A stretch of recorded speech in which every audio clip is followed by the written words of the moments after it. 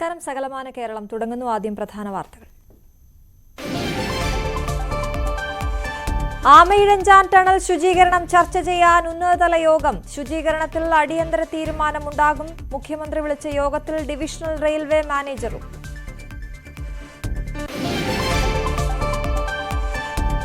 സംസ്ഥാനത്ത് കനത്ത മഴ തുടരും. കണ്ണൂരിൽ റോഡിലേക്ക് മതിലിടിഞ്ഞു വീണു. വിദ്യാർത്ഥികൾ രക്ഷപ്പെട്ടത് തലനാരിഴയ്ക്ക്. ഗ്യാപ് റോഡിൽ യാത്രാ നിരോധനം മറികടന്ന സ്കൂൾ ബസ് പോലീസ് തടഞ്ഞു. കോഴിക്കോട് കല്ലാച്ചിയിൽ വീട് തകർന്നു. മലയോര മേഖലയിൽ നിരവധി മരങ്ങൾ കടപുഴകി. കോഴിക്കോട് കാതിയോട് തോട്ടിലേക്ക് രാസമാലിന്യമൊഴുക്കി. മീനുകൾ ചത്തുപൊങ്ങി. പ്രദേശവാസികൾക്ക് ദേഹാസ്വാസ്ഥ്യം. കിണർ വെള്ളം ഉപയോഗിക്കരുതെന്ന് മുന്നറിയിപ്പ്. മലമ്പനി സ്ഥിരീകരിച്ച പൊന്നാനിയിൽ പ്രതിരോധ പ്രവർത്തനം ഊർജിതം. ഇതര സംസ്ഥാന തൊഴിലാളികൾക്കായി മെഡിക്കൽ ക്യാമ്പ്. വിശദമായ വാർത്തയിലേക്ക്. ആമയിഴഞ്ചാൻ തോട്ടിൽ തമ്പാനൂർ റെയിൽവേ സ്റ്റേഷനടിയിൽ കൂടി പോകുന്ന ഭാഗത്തെ മാലിന്യ നീക്കത്തിൽ മുഖ്യമന്ത്രി വിളിച്ച ഉന്നതതല യോഗം തുടങ്ങി. ടണൽ ശുചീകരണം അടക്കമുള്ള കാര്യങ്ങളിൽ നിർണായക ചർച്ചകളാണ് നടക്കുന്നത്. ഓൺലൈനായാണ് യോഗം. തദ്ദേശ സ്വയംഭരണം, പൊതുമരാമത്ത്, തൊഴിൽ, ഭക്ഷ്യം, കായികം, റെയിൽവേ, ആരോഗ്യം, ജലവിഭവ വകുപ്പ് മന്ത്രിമാരും എംഎൽഎമാരും തിരുവനന്തപുരം മേയറും പങ്കെടുക്കുന്നുണ്ട്. ചീഫ് സെക്രട്ടറി ഉൾപ്പെടെയുള്ള ഉന്നത ഉദ്യോഗസ്ഥരും റെയിൽവേ ഡിവിഷണൽ മാനേജരും യോഗത്തിൽ ഉണ്ട്. വിവരങ്ങളുമായി ഡാൻ കുര്യൻ ചേരുന്നു. ഡാൻ, മുഖ്യമന്ത്രി വിളിച്ച് യോഗം പുരോഗമിക്കുന്നതായി അറിയുന്നു. ഇന്ന് തന്നെ ഒരു തീരുമാനമുണ്ടാകാനുള്ള സാധ്യത എത്രത്തോളമാണ്?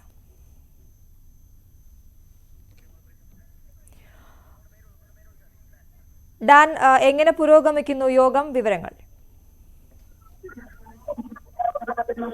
മുഖ്യമന്ത്രിയുടെ അധ്യക്ഷതയിൽ നടക്കുന്ന ഓൺലൈൻ യോഗമാണ് ഏതാനും മിനിറ്റുകൾക്ക് മുമ്പ് ആരംഭിച്ചിരിക്കുന്നത്. തദ്ദേശ സ്വയംഭരണ വകുപ്പ് മന്ത്രി, പൊതുമരാമത്ത് വകുപ്പ് മന്ത്രി, അതോടൊപ്പം തിരുവനന്തപുരം മേയർ, അതിനു പുറമെ റെയിൽവേ ഡിവിഷൻ മാനേജർ തുടങ്ങിയ മുതിർന്ന ഉദ്യോഗസ്ഥരൊക്കെ ഈ യോഗത്തിൽ പങ്കെടുക്കുന്നുണ്ട്. പ്രധാനമായും ആമയിഴഞ്ചാൻ തോടുമായി ബന്ധപ്പെട്ട് നിന്നിരുന്ന ആക്ഷേപങ്ങൾ, അതായത് മാലിന്യങ്ങൾ നീക്കം ചെയ്യുന്നതിൽ ഗുരുതരമായ അനാസ്ഥ സംഭവിച്ചിരുന്ന വ്യാപകമായ വിമർശനം ഉയർന്നിരുന്നു. പ്രത്യേകിച്ച് ജോയിയുടെ മരണത്തിന് കാരണമായ സാഹചര്യങ്ങളടക്കം യോഗം വിശദമായി തന്നെ ചർച്ച ചെയ്യും. ഏറ്റവും പ്രധാനപ്പെട്ട കാര്യം, ഇത്തരത്തിൽ ഒരു അനാസ്ഥ അത് നഗരസഭയുടെ ഭാഗത്തു നിന്നാണ് ഉണ്ടായത് എന്ന് പറഞ്ഞ് റെയിൽവേ അധികൃതരുടെ അനുമതിയില്ലാതെ റെയിൽവേ പ്രോപ്പർട്ടിയിൽ മാലിന്യ നീക്കത്തിന് തങ്ങൾക്ക് കടക്കാൻ കഴിയില്ല എന്നൊരു നിലപാടാണ് നഗരസഭയ്ക്ക് ഇപ്പോഴുമുള്ളത്. സ്വാഭാവികമായി ആമയിഴഞ്ചാൻ തോടിന്റെ റെയിൽവേ സ്റ്റേഷന് ഉള്ളിലൂടെ, തമ്പാനൂർ റെയിൽവേ സ്റ്റേഷന് ഉള്ളിലൂടെ പോകുന്ന കൈവഴി ശുചിയാക്കുന്ന കാര്യത്തിൽ കൃത്യമായ ഒരു തീരുമാനം, അതായത് അതിൽ ആരാണ് അതിന് നേതൃത്വം നൽകേണ്ടത് എന്ന കാര്യത്തിൽ കൃത്യമായ ഒരു തീരുമാനം ഇന്നത്തെ യോഗത്തിൽ ഉണ്ടാകാൻ തന്നെയാണ് സാധ്യത.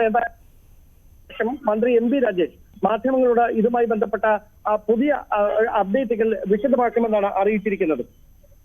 ശരി, മുഖ്യമന്ത്രിയുടെ അധ്യക്ഷതയിൽ ചേർന്ന ഉന്നതതല യോഗം പുരോഗമിക്കുകയാണ്. ഇന്ന് ആര് അവിടം വൃത്തിയാക്കണമെന്നത് അടക്കമുള്ള കാര്യങ്ങളിൽ ഒരു തീരുമാനമുണ്ടാകുമെന്നാണ് പ്രതീക്ഷിക്കുന്നത്. ഡാൻ കുര്യനാണ് വിവരങ്ങൾ നൽകിയത്. മറ്റു വാർത്തകളിലേക്ക്. തിരുവനന്തപുരം നഗരമധ്യത്തിൽ ഒരിക്കലും വറ്റാത്ത ഒരു നീരുറവയുണ്ട്. സെക്രട്ടേറിയറ്റിന് പിൻവശം സ്ഥലപ്പേര് തന്നെ ഊറ്റുകുഴി എന്നായത് ഉറവ ഉള്ളതുകൊണ്ടാണ്. നാശത്തിന്റെ വക്കിൽ നിന്ന് തിരിച്ചുവരവിന്റെ പാതയിലാണ് ഈ ജലസ്രോതസ്. തിരുവനന്തപുരം പ്രസ് ക്ലബിന്റെ പിൻവശത്ത് താഴേക്കുള്ള വഴിയുണ്ട്, തമ്പാനൂരിലേക്ക് മറ്റും പോകാനുള്ള വഴി. അവിടെ ഈ ഞാൻ നിൽക്കുന്ന സ്ഥലത്തിന്റെ പേര് ഊറ്റുകുഴി എന്നാണ്. ഊറ്റുകുഴി എന്ന് തിരുവനന്തപുരത്തുള്ളവർക്കും തിരുവനന്തപുരത്ത് സ്ഥിരമായി വന്നു പോകുന്നവർക്കുമൊക്കെ ആ പേര് കേട്ടിട്ടുണ്ടാകും. പക്ഷേ എന്തുകൊണ്ടാണ് ഈ സ്ഥലത്തിന് ഇങ്ങനെ ഒരു പേരുണ്ടായെന്ന കാര്യം പലർക്കും ഇപ്പോഴും ആ രീതിയിൽ വ്യക്തമല്ല. ഒരിക്കലും ഉറവ പറ്റാത്ത ഒരു ഊറ്റുണ്ട് ഇവിടെ. ആ ഊറ്റാണ് സ്റ്റാച്യുവിന് തൊട്ടടുത്തുള്ള ഈ സ്ഥലത്തിന് ഊറ്റുകുഴി എന്ന് പേര് നൽകാൻ കാരണം. നമുക്ക് ഇതാണ് ആ ഊറ്റുകുഴി. നേരത്തെ ഇത് വളരെ ശുദ്ധമായ വെള്ളമായിരുന്നു. ഈ നാട്ടുകാർ, ഈ പ്രദേശത്തുകാർ, ഇവിടുത്തെ ഹോട്ടലുകൾ ഉൾപ്പെടെയുള്ള കച്ചവട സ്ഥാപനങ്ങളൊക്കെ ഇവിടെ നിന്ന് വെള്ളം കൊണ്ടുപോകുമായിരുന്നു. അത്രയ്ക്ക് തെളിമയുള്ള, തെളിച്ചമുള്ള, ശുദ്ധമായ വെള്ളമായിരുന്നു ഊറ്റുകുഴിയത്. ഇപ്പോൾ പലതും കുറച്ച് പ്ലാസ്റ്റിക് മാലിന്യങ്ങളും അതുപോലെ മാലിന്യങ്ങളും ഒക്കെ കയറി കിടക്കുകയാണ്. കുറേയൊക്കെ ഇവിടുന്ന് മാറ്റിയതായി കരാറുകാരൻ പറയുന്നുണ്ട്. ഇത് നഗരസഭയാണ് ഇതിന്റെ സംരക്ഷണം. നഗരസഭ ഇപ്പോൾ ഇതിന്റെ നവീകരണ പ്രവർത്തനങ്ങൾ, ഇതിന്റെ ഊറ്റുകുഴിയിലെ വെള്ളം ശുചീകരിക്കാനുള്ള ശ്രമങ്ങളൊക്കെ നടത്തുന്നുണ്ട്. അതിന്റെ പണികളൊക്കെ ഇവിടെ പുരോഗമിക്കുന്നുണ്ട്. അതായത് ഒരിക്കലും ഊറ്റുപറ്റാത്ത ഒരു ജലസ്രോതസ്സാണിത്. ഇവിടെ നിന്ന് ഇത് വർഷങ്ങളായി ഇവിടെയുള്ള ഒരു സ്രോതസ്സുമാണ്. വലിയ ചരിത്രമൊക്കെ ഇതിനുണ്ട്. ഇവിടെ ഈ ഊറ്റുകുഴിയിലെ വെള്ളത്തിൽ ഈ ഊറ്റുകുഴിയിൽ വന്ന് കുളിക്കാൻ വന്ന സ്ഥിരമായി തിരുവനന്തപുരത്ത് വരുമ്പോൾ കുളിക്കാൻ വരുമായിരുന്ന പ്രമുഖർ, ചങ്ങമ്പുഴയെ പോലുള്ള പ്രമുഖർ, ഗുപ്തൻ നായരെ പോലുള്ള പ്രമുഖരൊക്കെ പണ്ട് സ്ഥിരമായി ഈ ഊറ്റുകുഴിയിൽ വന്നു പോയിരുന്നവരാണെന്ന് ചരിത്രകാരന്മാർ പറയുന്നു. ഈ ഊറ്റുകുഴിയിൽ നിന്ന് ഒരു സ്ട്രീം വരുന്നുണ്ട്. ഊറ്റുകുഴിയെപ്പറ്റി സ്വാതി തിരുനാളിൻ്റെ രേഖയിലൊക്കെ പറയുന്നുണ്ട്. ഊറ്റുകുഴിയുടെ ഒരു ആരാധകനായിരുന്നു മഹാകവി ചങ്ങമ്പുഴ. യൂണിവേഴ്സിറ്റി കോളേജിൽ താമസിക്കുമ്പോൾ അദ്ദേഹം ഊറ്റുകുഴിയിൽ കുളിക്കാൻ വേണ്ടിയിട്ട് അതിനടുത്തുള്ളൊരു ലോഡ്ജിൽ താമസിക്കുന്ന അദ്ദേഹം, എനിക്ക് അതറിയാവുന്ന കാര്യമാണ്, അദ്ദേഹത്തിൻ്റെ സതീർത്ഥ്യത്തിൽ നിന്ന് മനസ്സിലാക്കിയിട്ടുള്ള കാര്യമാണ്. ഊറ്റുകുഴി അതിന്റെ പഴയ പ്രതാപത്തിലല്ല, വലിയ മാലിന്യങ്ങൾ ഇവിടെ ഉണ്ടായിരുന്നു. കുറേയൊക്കെ ഇപ്പോൾ മാറ്റുന്നു. നമ്മൾ നേരത്തെ കണ്ട ആ സ്ഥലത്ത്, ഇപ്പോൾ കാണുന്ന സ്ഥലത്ത് അവിടെ നിന്ന് വെള്ളം ഊറി വന്ന് അവിടെ കെട്ടിക്കിടന്ന് അവിടെ നിന്ന് ഇപ്പുറത്തെ ഒരു ടാങ്കിലേക്ക് ഒഴുകിയെത്തുന്നു എന്നുള്ളതാണ് ഇവിടെ ഇതിന്റെ ഒരു പ്രാധാന്യം. ഇത് ഇവിടെ മാത്രം നിൽക്കുന്നതല്ല, ഇത് താഴേക്ക് ഇവിടെ തൊട്ടടുത്തുള്ള വീടുകളിൽ, തൊട്ടടുത്തുള്ള വലിയൊരു ഫ്ളാറ്റ് തന്നെയുണ്ട്. അവിടെയൊക്കെ ഇവിടെ നിന്നുള്ള വെള്ളം അവിടേക്ക് കൂടി എത്തുന്നുണ്ട്. അവർക്ക് പോലും ഒരുപക്ഷെ വേനൽക്കാലത്തൊക്കെ വലിയ സഹായമാകുന്ന, ആശ്വാസമായി മാറുന്നത് ഈ ഊറ്റുകുഴിയാണ്. നഗരസഭ ചെയ്യുന്നത് മൊത്തം ക്ലീൻ ചെയ്ത് ഈ ഗ്രില്ലെല്ലാം വെച്ച് ടോയ്ലറ്റ് വൃത്തിയാക്കി ക്ലോസറ്റ് എല്ലാം വെച്ച് നല്ല രീതിയിലൊരു വർക്കാണ് നമ്മളിപ്പോൾ എടുത്തിരിക്കുന്നത്. അതിനോട് വന്നപ്പോഴത്തേക്ക് വളരെ മോശമായ അവസ്ഥയിലായിരുന്നു. മനുഷ്യൻ ഇറങ്ങാൻ പറ്റാത്തൊരവസ്ഥയായിരുന്നു. അത് കംപ്ലീറ്റ് ഞാൻ ക്ലീൻ ചെയ്ത് റെഡിയാക്കി. ഉദ്യോഗസ്ഥരും എല്ലാ ദിവസവും മിക്കവാറും വരുന്ന കാര്യങ്ങൾ പറയുകയും കാണുകയും ചെയ്യുന്നുണ്ട്. നല്ല രീതിയിൽ വർക്ക് കൊണ്ടുപോകാൻ പറഞ്ഞു, നല്ല രീതിയിൽ ചെയ്യാനും പറഞ്ഞു. അങ്ങനെ കുളിക്കേണ്ട സൗകര്യം അപ്പോൾ ഇവിടെ നാട്ടുകാർ പറഞ്ഞാൽ ഇവിടുന്ന് വെള്ളം എടുത്ത് ഹോട്ടലിലേക്ക് കൊണ്ടുപോയി കുടിക്കാനെടുക്കുമെന്നാണ് എൻ്റെ അടുത്ത് പറഞ്ഞത്. ഞാനിത് കണ്ടുള്ള പരിചയമായിരുന്നു. ആദ്യം വർക്ക് എടുത്തുകൊണ്ട് വന്നപ്പോഴത്തേക്കാണ് ഞാനെക്കുറിച്ച് മനസ്സിലാക്കിയത്.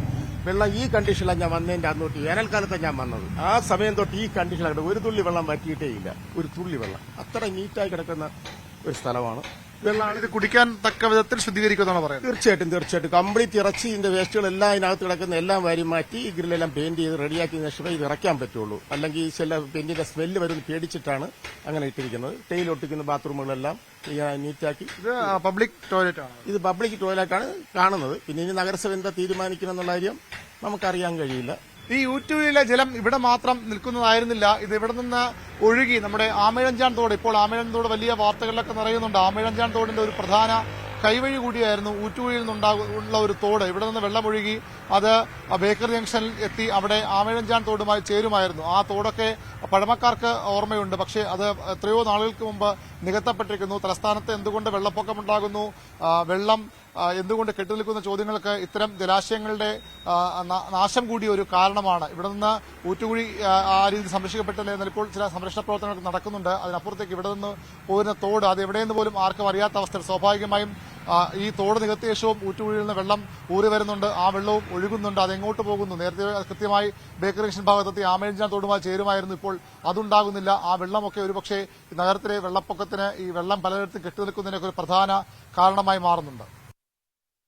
സംസ്ഥാനത്ത് അതിശക്തമായ മഴ തുടരും. ഇന്ന് 10 ജില്ലകളിൽ ഓറഞ്ച് അലർട്ടാണ്. ആലപ്പുഴ, പത്തനംതിട്ട, കൊല്ലം, തിരുവനന്തപുരം ജില്ലകളിൽ യെല്ലോ അലർട്ടാണ്. നാളെ കാസർഗോഡ്, കണ്ണൂർ, കോഴിക്കോട് ജില്ലകളിൽ ഓറഞ്ച് അലർട്ടും വയനാട്, മലപ്പുറം, പാലക്കാട്, തൃശൂർ, ഇടുക്കി, എറണാകുളം ജില്ലകളിൽ യെല്ലോ അലർട്ടുമാണ്. വടക്കൻ കേരളത്തിൽ മഴ വ്യാപക നാശമാണ് വിതച്ചത്.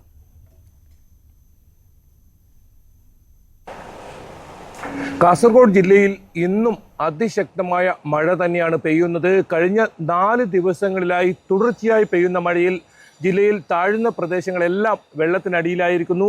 ഒപ്പം ജില്ലയിലെ മിക്ക പുഴകളും കരകവിഞ്ഞൊഴുകുന്ന സാഹചര്യമാണ്. പ്രധാനമായും മഞ്ചേശ്വരം, കുമ്പള, മൊഗ്രാൽ, അതുപോലെ തന്നെ മധുവാഹിനി, കാര്യങ്കോട് തുടങ്ങിയ പുഴകളെല്ലാം തന്നെ കരകവിഞ്ഞൊഴുകുന്ന സാഹചര്യമാണ്. ഈ പുഴയോരങ്ങളിൽ താമസിക്കുന്നവർ അതീവ ജാഗ്രത പുലർത്തണമെന്ന് ജില്ലാ ഭരണകൂടം മുന്നറിയിപ്പ് നൽകിയിട്ടുണ്ട്. എന്തായാലും കാസർഗോഡ് ജില്ലയിലെ മലയോര മേഖലകളിലും മണ്ണിടിച്ചൽ അതുപോലെ തന്നെ ഉരുൾപൊട്ടൽ ഭീഷണിയും നിലനിൽക്കുന്നുണ്ട്. അതുകൊണ്ട് ഈ മേഖലകളിലുള്ളവരും അതീവ ജാഗ്രത പുലർത്തണമെന്ന് ജില്ലാ ഭരണകൂടം മുന്നറിയിപ്പ് നൽകിയിട്ടുണ്ട്. എന്തായാലും കഴിഞ്ഞ ദിവസങ്ങളിൽ പെയ്ത മഴയിലും അതുപോലെ തന്നെ ശക്തമായി വീശിയടിച്ച കാറ്റിലും വ്യാപക നാശനഷ്ടമാണ് ജില്ലയിൽ റിപ്പോർട്ട് റിപ്പോർട്ട് ചെയ്തത് നിരവധി വീടുകൾ തകർന്നു വീഴുന്ന സാഹചര്യമുണ്ടായി. അതായത് മരങ്ങൾ കടപൊഴുകി വീടിന് മുകളിൽ വീണും മറ്റുമാണ് ഇത്തരത്തിൽ അപകടമുണ്ടായത്. ഏതായാലും ആളപായം ഒന്നും ഇതുവരെ റിപ്പോർട്ട് ചെയ്തിട്ടില്ല എന്നത് തന്നെയാണ് ഏറ്റവും വലിയ ആശ്വാസം. ദുരിതാശ്വാസ ക്യാമ്പുകൾ ഒരുക്കിയിട്ടുണ്ട്, എന്നാൽ ആരും തന്നെ ഈ ദുരിതാശ്വാസ ക്യാമ്പുകളിലേക്ക് മാറിയിട്ടില്ല. അതേസമയം പലരും ബന്ധു വീടുകളിലേക്കാണ് മാറിയിരിക്കുന്നത്. മറ്റൊരു പ്രധാനപ്പെട്ട കാര്യം, തീരപ്രദേശങ്ങളിലാണ് അതീവ ജാഗ്രത ഈ പ്രദേശങ്ങളിലുള്ളവർ പുലർത്തണമെന്ന് ജില്ലാ ഭരണകൂടം മുന്നറിയിപ്പ് നൽകിയിട്ടുണ്ട്. പ്രധാനമായും ഉയർന്ന തിരമാല സാധ്യതയാണ് ഈ പ്രദേശങ്ങളിൽ പ്രവചനം. മാത്രമല്ല കള്ളക്കടൽ പോലുള്ള പ്രതിഭാസവും ഉണ്ടാകും. അതുകൊണ്ട് തന്നെ ഈ അപകട സാധ്യതയുള്ള പ്രദേശങ്ങളിൽ നിന്നും ആളുകൾ മാറി താമസിക്കണമെന്ന മുന്നറിയിപ്പ് ജില്ലാ ഭരണകൂടം നൽകിയിട്ടുണ്ട്. ഈ പ്രത്യേകിച്ച് കോട്ടിക്കുളം കടപ്പുറമൊക്കെ വലിയ കടലാക്രമണ ഭീഷണി നിലനിൽക്കുന്നു. നിരവധി വീടുകൾ കടലെടുത്ത പ്രദേശം കൂടിയാണ് ഇത്. അതുകൊണ്ട് തന്നെ നിരവധി വീടുകൾക്ക് ഇവിടെ ഇത്തരത്തിൽ ഭീഷണി നിലനിൽക്കുന്നുണ്ട്. ഈ മേഖലകളിലുള്ളവർക്കാണ് പ്രധാനമായും ഈ ബന്ധുവീടുകളിലേക്കോ അല്ലെങ്കിൽ ദുരിതാശ്വാസ ക്യാമ്പുകളിലൊക്കെ മാറി താമസിക്കണമെന്ന നിർദ്ദേശം നൽകിയിട്ടുണ്ട്. ഏതായാലും ജില്ലയിലെ വൈദ്യുതി ബന്ധം ഇപ്പോഴും താറുമാറായ സാഹചര്യം തന്നെയാണ്. കഴിഞ്ഞ ദിവസമാണ് ശക്തമായ കാറ്റിൽ നിരവധി ഇടങ്ങളിൽ ഇലക്ട്രിക് പോസ്റ്റ് നിലംപൊത്തുന്ന സാഹചര്യം ഉണ്ടായത്. ഇത് ഇപ്പോഴും പരിഹരിക്കപ്പെട്ടിട്ടില്ല. പല സ്ഥലങ്ങളും ഇപ്പോഴും ഇരുട്ടിൽ തന്നെയാണ്. എന്തായാലും അടിയന്തിരമായി ഇത്തരത്തിലുള്ള വൈദ്യുതി ബന്ധം പുനഃസ്ഥാപിക്കാനുള്ള നടപടി സ്വീകരിക്കണമെന്ന് ജില്ലാ കളക്ടർ വൈദ്യുതി വകുപ്പിനോട് ആവശ്യപ്പെട്ടിട്ടുണ്ട്. ഇതിനായി പ്രത്യേക സ്ക്വാഡിനെ നിയോഗിക്കാനും അദ്ദേഹം നിർദ്ദേശം നൽകിയിട്ടുണ്ട്. എന്നാലും ജാഗ്രത പുലർത്തണമെന്ന് ജില്ലാ ഭരണകൂടത്തിന്റെ നിർദ്ദേശമുണ്ട്. ഒപ്പം നാളെയും അതിശക്തമായ മഴ ഉണ്ടാകും എന്ന് തന്നെയാണ് പ്രവചനം. അതുകൊണ്ട് തന്നെ അതീവ ജാഗ്രത പുലർത്തണമെന്ന മുന്നറിയിപ്പ് തന്നെയാണ് നൽകുന്നത്. കർണാടകയുടെ തീരപ്രദേശങ്ങളിലും ശക്തമായ മഴയാണ് ഇപ്പോഴും പെയ്തുകൊണ്ടിരിക്കുന്നത്.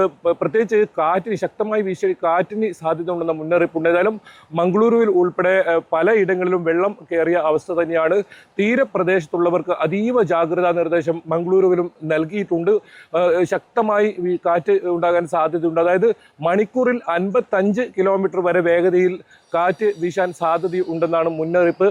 അതുകൊണ്ട് തന്നെ അതീവ ജാഗ്രതാ നിർദ്ദേശം തന്നെയാണ് ഈ പ്രദേശങ്ങളിലും നിലവിൽ നൽകിയിട്ടുള്ളത്. എന്തായാലും ഈ കഴിഞ്ഞ 4 ദിവസങ്ങളിലായി തുടർച്ചയായി മഴ പെയ്യുന്ന ഒരു സാഹചര്യം തന്നെയാണ് വടക്കൻ കേരളത്തിലും കാണാൻ സാധിക്കുന്നത്. കനത്ത മഴയ്ക്ക് പിന്നാലെ കണ്ണൂർ അഞ്ചരക്കണ്ടിയിൽ റോഡിലേക്ക് മതിലിടിഞ്ഞു വീണു. ജുമാ മസ്ജിദിന്റെ മതിലാണ് ഇടിഞ്ഞത്. വഴിയാത്രക്കാരായ സ്കൂൾ വിദ്യാർത്ഥികൾ ഓടിമാറിയതിനാൽ വൻ ദുരന്തം ഒഴിവായി.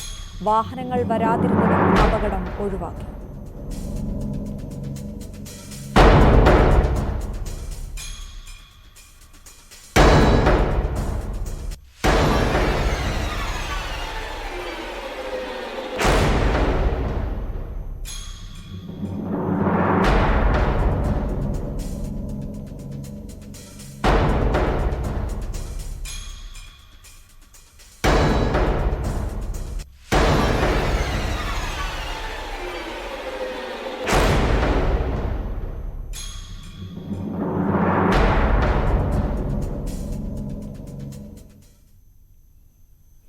ഇടുക്കിയിൽ ഗ്യാപ് റോഡിലെ മണ്ണിടിച്ചിലിനെ തുടർന്ന് യാത്രാ നിരോധനം മറികടന്ന് പോയ സ്കൂൾ ബസ് തടഞ്ഞ് പോലീസ്. ഡ്രൈവർക്ക് താക്കീത് നൽകി.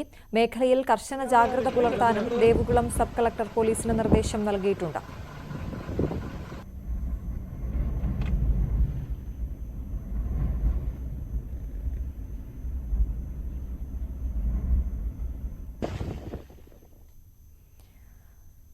ശക്തമായ മഴയിൽ കോഴിക്കോട് കല്ലാച്ചിയിൽ വീട് തകർന്നു. ഗവൺമെന്റ് കമേഴ്ഷ്യൽ ഇൻസ്റ്റിറ്റ്യൂട്ട് പരിസരത്തെ കക്കൂരിപ്പറമ്പത്ത് നാണുവിന്റെ വീടാണ് തകർന്നു വീണത്. ഇന്നലെ രാത്രി 11 മണിയോടെയായിരുന്നു അപകടം. വീട് തകരുന്നത് ശ്രദ്ധയിൽപ്പെട്ട നാണുവിന്റെ മകൻ ബഹളം വയ്ക്കുകയും വീട്ടുകാരോട് ഇറങ്ങി ഓടാൻ ആവശ്യപ്പെടുകയുമായിരുന്നു.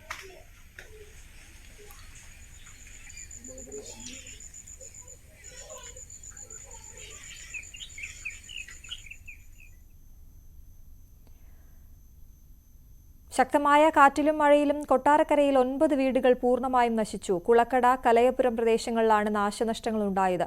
മണ്ണിടിച്ചിലും പ്രകൃതിക്ഷോഭവും കണക്കിലെടുത്ത് ജാഗ്രതാ നിർദ്ദേശം നൽകിയിട്ടുണ്ട്. ഉയർന്ന തിരമാലയ്ക്ക് സാധ്യതയുള്ളതിനാൽ ബീച്ചിലേക്കുള്ള യാത്രകളും കടലിൽ ഇറങ്ങിയുള്ള വിനോദങ്ങളും പൂർണ്ണമായും നിരോധിച്ചു.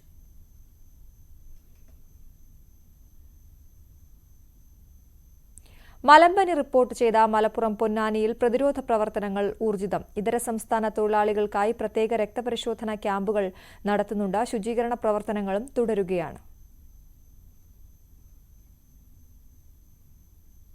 കോഴിക്കോട് മുക്കം കാതിയോട് മുണ്ടുപാറത്തോട്ടിൽ തോട്ടിലേക്ക് രാസമാലിന്യം ഒഴുക്കി. സമീപത്തെ ടൈൽ സംഭരണശാലയിൽ നിന്നാണ് മാലിന്യം ഒഴുക്കിയത്. മീനുകൾ കൂട്ടത്തോടെ ചത്തു. സമീപവാസികൾക്ക് ദേഹാസ്വാസ്ഥ്യമുണ്ടായി. തോട്ടിൽ കുളിക്കരുതെന്നും സമീപത്തെ കിണറുകളിൽ നിന്ന് വെള്ളം ഉപയോഗിക്കരുതെന്നും അധികൃതർ മുന്നറിയിപ്പ് നൽകി. പ്രദേശത്ത് കുടിവെള്ള പരിശോധനയും നടത്തും.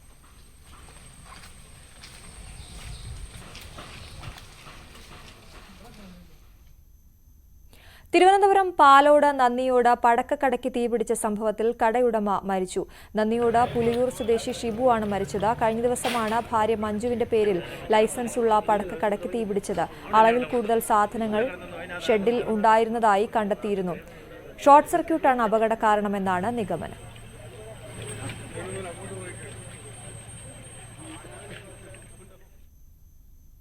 എറണാകുളം തൃപ്പൂണിത്തുറയിൽ KSRTC ഡ്രൈവർക്ക് മർദ്ദനം. വാഹനം മാറ്റാൻ ഹോൺ മുഴക്കിയത് ചോദ്യം ചെയ്തായിരുന്നു കാർ ഡ്രൈവറുടെ മർദ്ദനം. തലയ്ക്കും കൈക്കും പരിക്കേറ്റ ഡ്രൈവർ സുബൈർ ആശുപത്രിയിൽ ചികിത്സയിലാണ്. എറണാകുളം ഡിപ്പോയിലെ ഡ്രൈവറാണ് സുബൈർ. രാവിലെ 7:30ഓടെയായിരുന്നു സംഭവം. തൃപ്പൂണിത്തുറ പോലീസ് അന്വേഷണം തുടങ്ങി. പ്രതികരിക്കാനുള്ള സമയം കിട്ടില്ല. അതിനു മുമ്പ് എല്ലാ സംഭവം കഴിഞ്ഞാൽ വണ്ടിയെടുത്ത് പോയി. ഇതാ ഉണ്ടായി. ഇപ്പൊ തൃപ്പൂണിത്തുറ കോഴിക്കോട് കൊയിലാണ്ടി കുന്നിയോറ മലയിൽ മണ്ണിടിച്ചിൽ ഭീഷണി. മലയുടെ ഇരുഭാഗത്തുമുള്ള 50ഓളം കുടുംബങ്ങളാണ് അപകട ഭീതിയിൽ ഉള്ളത്. ദേശീയപാത നിർമ്മാണത്തിന്റെ ഭാഗമായി നന്ദി ചെങ്ങോട്ടുകാവ് ബൈപ്പാസ് കടന്നുപോകുന്ന സ്ഥലമാണ് ഇത്. കുന്നിയോറ മലയെ നെടുകെ പിളർന്നാണ് നന്ദി ചെങ്ങോട്ടുകാവ് ബൈപ്പാസ് കടന്നുപോകുന്നത്. നിർമ്മാണ പ്രവൃത്തിക്കിടെ പലതവണ കുന്നിടിച്ചിലുണ്ടായി. ജില്ലാ കളക്ടർ ഇടപെട്ട് ദേശീയപാത അധികൃതരോട് പ്രവൃത്തി നിർത്തിവെക്കാനും ഉന്നത സംഘത്തെ പഠനത്തിനായും നിയോഗിക്കുകയും ചെയ്തു. വിദഗ്ധരുടെ മേൽനോട്ടത്തിൽ വീണ്ടും നിർമ്മാണം ആരംഭിച്ചപ്പോഴും ഉയർന്ന ഭാഗങ്ങളിലെ മണ്ണിടിയാൻ തുടങ്ങി. ഭയങ്കര മണ്ണിടിഞ്ഞ് ഇതാകുന്നതിനെ കൊണ്ട് ഉറങ്ങലൊന്നുമില്ല. രാത്രി പേടിയാണ്. ഇവിടെ ഇരുടാണ്. മണ്ണിടിച്ചവരോട് എത്ര പറഞ്ഞിട്ടും മണ്ണെടുക്കാൻ നീക്കും ഒന്നും ചെയ്യുന്നില്ല. പിന്നെ വെള്ളം റോഡുമില്ല. വെള്ളമൊക്കെ ഇങ്ങോട്ട് ഞങ്ങളെ പറമ്പിൽ കൂടി മുറ്റത്ത് ചെയ്യാൻ വരെ പറ്റുന്നില്ല. സ്കൂൾ പോകാനും എല്ലാത്തിനും വലിയ ബുദ്ധിമുട്ടാണ്. മണ്ണിങ്ങനെ ദിവസം ഇടിഞ്ഞുകൊണ്ട് രാത്രി കാലങ്ങളും പകലും ഞങ്ങളെ എവിടെയും പോകാണ്ട് ഇങ്ങനെ ഇരിക്കുക പേടിച്ചിട്ടല്ലേ. 50ലധികം കുടുംബങ്ങളാണ് കുന്നിനോട് ചേർന്ന് താമസിച്ചു വരുന്നത്. മണ്ണിടിച്ചിലിന്റെ ഭാഗമായി വീടുകൾ പലതും അപകട ഭീഷണിയിലാണ്.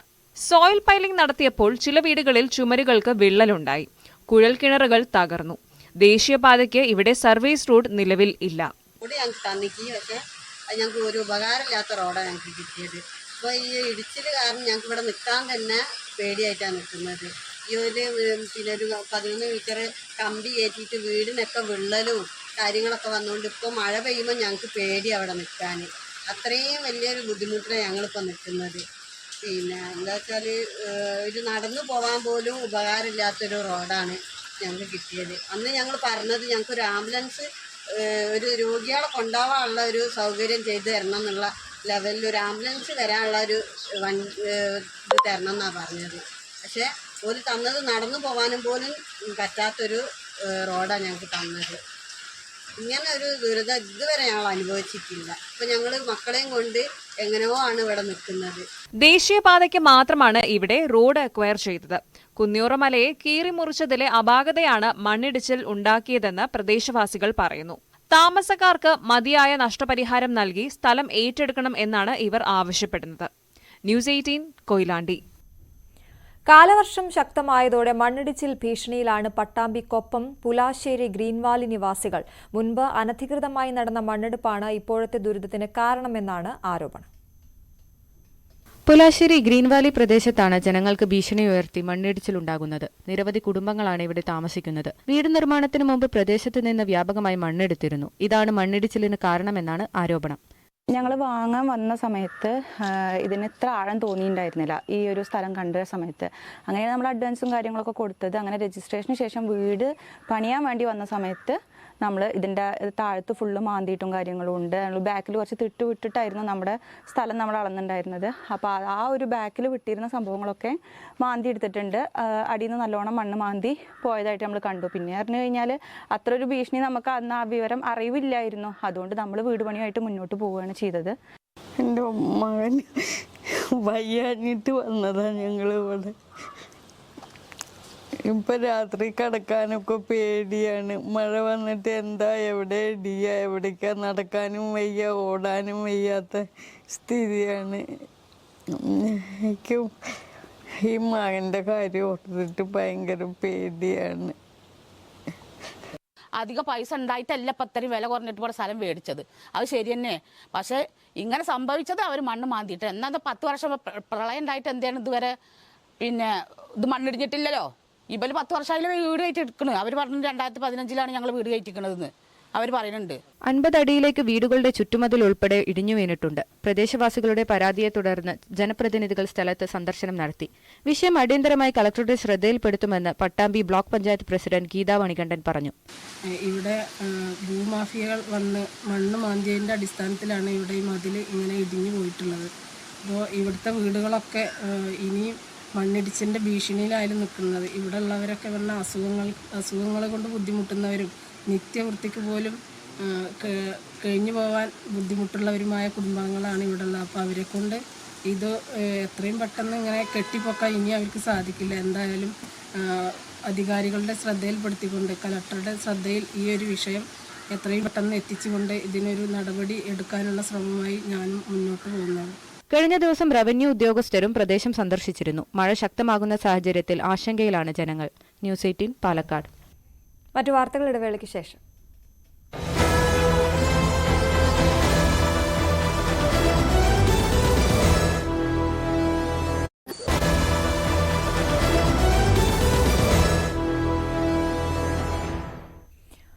എറണാകുളം കോതമംഗലം പൂയംകുട്ടിപ്പുഴയിൽ കാട്ടാന ഒഴുകിപ്പോയി. ഭൂതത്താൻകെട്ട് ഡാമിലേക്കാണ് ആന ഒഴുകിപ്പോയത്. ആനയെ രക്ഷിക്കാനുള്ള ശ്രമം തുടരുകയാണ്.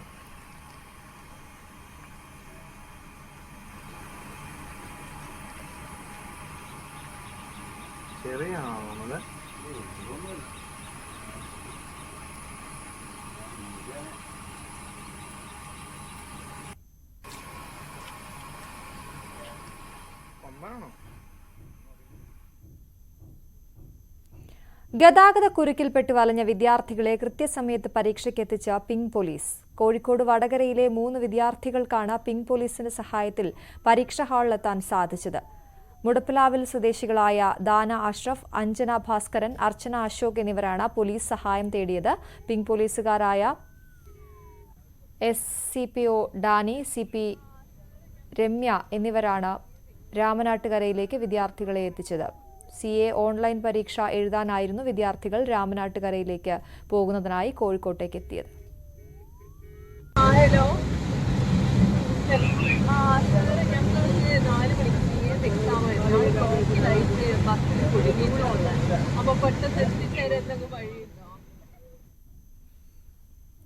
മുൻ മുഖ്യമന്ത്രി ഉമ്മൻചാണ്ടിയുടെ 1ാം ചരമവാർഷികത്തോടനുബന്ധിച്ച് കരുതൽ കഴക്കൂട്ടം ചാരിറ്റബിൾ സൊസൈറ്റിയുടെ നേതൃത്വത്തിൽ തിരഞ്ഞെടുക്കപ്പെട്ട നിരാലംബർക്ക് ശ്രവണ സഹായം, വീൽചെയറും ചികിത്സാ ധനസഹായവും നൽകി. ഉമ്മൻചാണ്ടി കാരുണ്യനിധി പദ്ധതിയുടെ ഉദ്ഘാടനം കരുതൽ കഴക്കൂട്ടം ചാരിറ്റബിൾ സൊസൈറ്റിയുടെ ചെയർമാൻ അഡ്വക്കേറ്റ് JS അഖിൽ നിർവഹിച്ചു.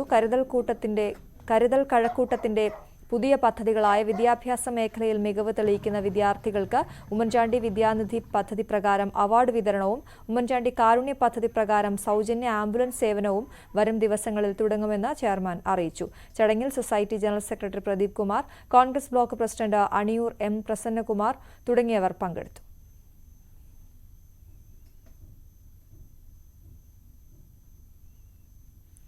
കൊട്ടാരക്കര തലച്ചിറയിൽ പ്രതിഭോത്സവം സംഘടിപ്പിച്ചു. ഡെപ്യൂട്ടി സ്പീക്കർ ചിറ്റയം ഗോപകുമാർ പ്രതിഭകളെ ആദരിച്ചു. PKV ഗ്രന്ഥശാലയുടെ നേതൃത്വത്തിലാണ് ചടങ്ങ് നടന്നത്. യോഗത്തിൽ ഗ്രാമപഞ്ചായത്ത് അംഗങ്ങളായ Thalachira Azeez, S Shanavas Khan, Animon Koshy, library council taluk executive അംഗം അലക്സ് എബ്രഹാം തുടങ്ങിയവർ പങ്കെടുത്തു.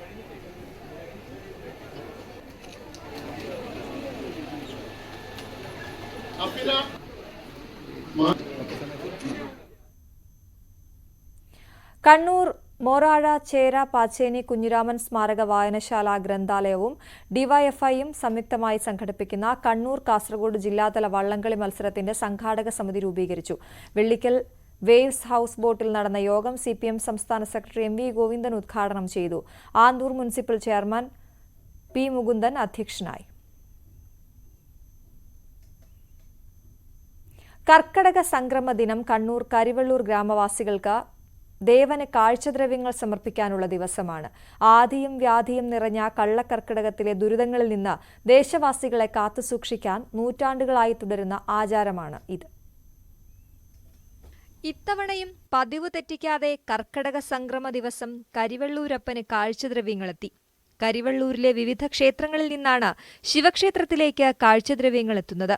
വാണിയില്ലം സോമേശ്വരി ക്ഷേത്രം, കുണിയൻപറമ്പത്ത് ഭഗവതി ക്ഷേത്രം എന്നിവിടങ്ങളിൽ നിന്നാണ് പ്രധാന കാഴ്ചദ്രവ്യങ്ങൾ എത്തുന്നത്. ചക്ക, അടയ്ക്ക, തേങ്ങ, വെറ്റില, വെളിച്ചെണ്ണ തുടങ്ങിയവയാണ് പ്രധാന കാഴ്ചദ്രവ്യങ്ങൾ. കർക്കടക സംക്രമ ദിവസം മറ്റ് ജാതി വിഭാഗങ്ങളും വ്യത്യസ്തമായ കാഴ്ചദ്രവ്യങ്ങൾ സമർപ്പിക്കും.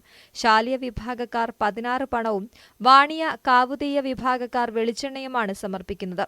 ക്ഷേത്രത്തിൽ സമർപ്പിച്ച കാഴ്ചദ്രവ്യങ്ങൾ കർക്കടകം 1 ഉഷപൂജയ്ക്കാണ് നിവേദിക്കുന്നത്. News 18 Karivellur. Wayanad parliament leaders meet മുക്കത്ത് നടന്നു. ഉപതെരഞ്ഞെടുപ്പ് മുന്നൊരുക്കത്തിന്റെ ഭാഗമായി സംഘടിപ്പിച്ച leaders meet AICC general secretary KC Venugopal ഉദ്ഘാടനം ചെയ്തു. യോഗത്തിൽ AP Anilkumar MLA, KPCC general സെക്രട്ടറിമാരായ ആര്യാടൻ ഷൌക്കത്ത്, ആലിപ്പറ്റ ജമീല, DCC പ്രസിഡന്റുമാരായ പ്രവീൺ കുമാർ, VS ജോയ്, തിരുവമ്പാടി, ഏർനാട്, വണ്ടൂർ, നിലമ്പൂർ അസംബ്ലി മണ്ഡലങ്ങളിലെ ബ്ലോക്ക് മണ്ഡലം പ്രസിഡന്റുമാർ, ഭാരവാഹികളും പങ്കെടുത്തു. വിദ്യാരംഗം കലാസാഹിത്യ വേദിക്ക് തുടക്കം കുറിച്ച് നടന്ന തോൽപ്പാവക്കൂത്ത് അവതരണം വേറിട്ടതായി. പട്ടാമ്പി CGM ഹയർ സെക്കൻഡറി സ്കൂളിലാണ് പരിപാടി നടന്നത്. കലാകാരൻ പത്മശ്രീ രാമചന്ദ്ര പുലവർ ഉദ്ഘാടനം നിർവഹിച്ചു. കുട്ടികൾക്ക് ശില്പശാലയും സംഘടിപ്പിച്ചു.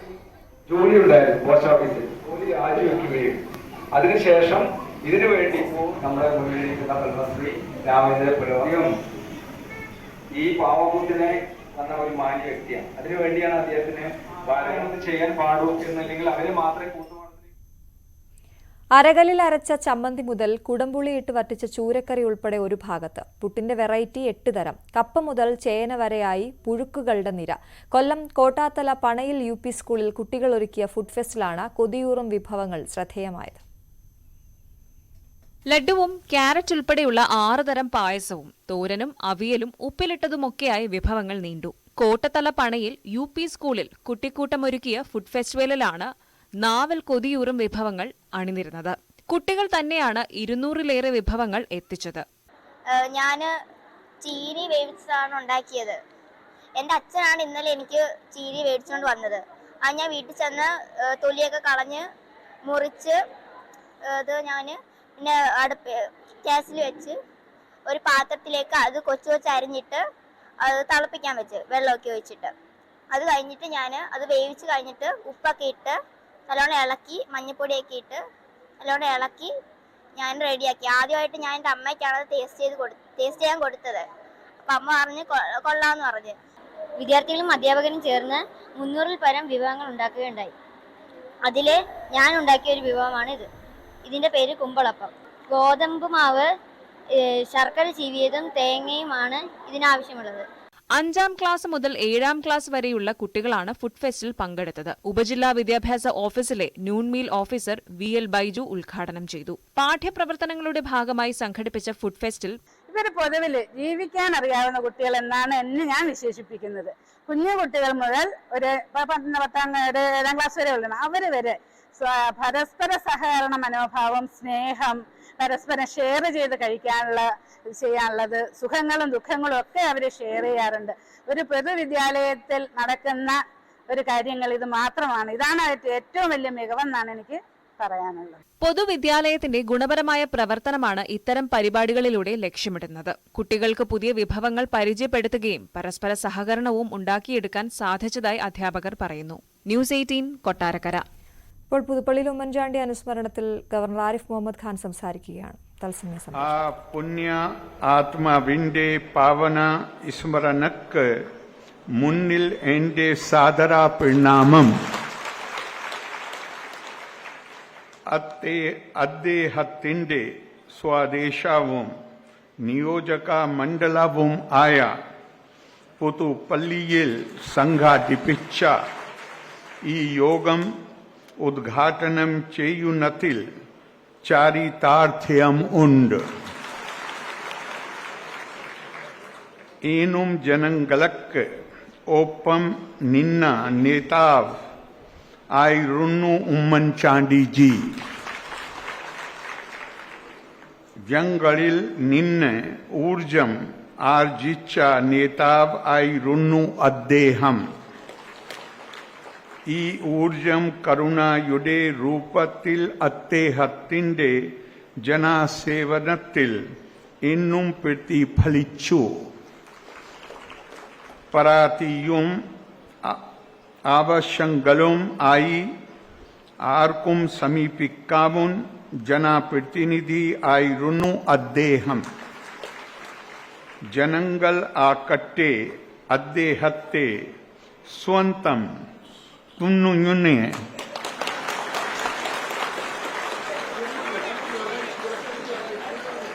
I hope I